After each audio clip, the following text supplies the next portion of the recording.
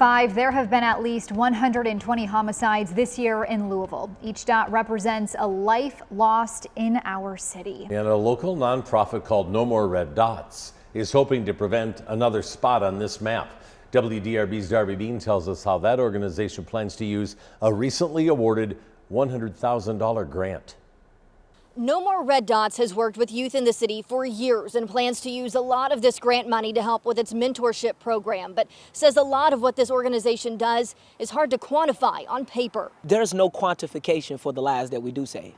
How do we quantify who didn't get shot?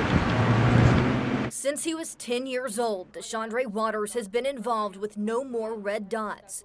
The nonprofit has had different names over the years, but the mission to prevent and interrupt violence has remained.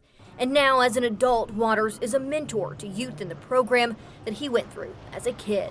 I'm just be quite honest, the better we are on the front end, the less work we got on the back end, and the more lives we save. There have been at least 120 homicides this year in Louisville, and around 300 people have survived shootings. But Waters says he believes without the work of organizations like No More Red Dots, the amount of lives lost would be even greater. But I know for a fact that some of those lives saved are attributed to No More Red Dots, the funding that they're getting.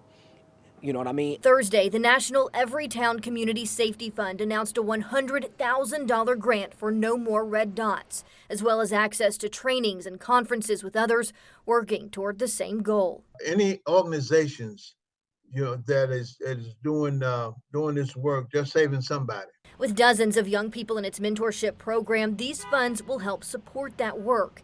It hopes to provide support and tools for prevention that ultimately lead to less violence. The program is geared mostly toward young people around 13 to 25 years old. If you're seeing them every day, if they're coming to group sessions, if they're calling you before they make a bad decision, then you're winning. You're winning across the board like that. And trying to prevent red dots on any map. It's just soul draining, and this also the energy to keep us going. Reporting with photojournalist Dave White, Darby Bean, WDRB News.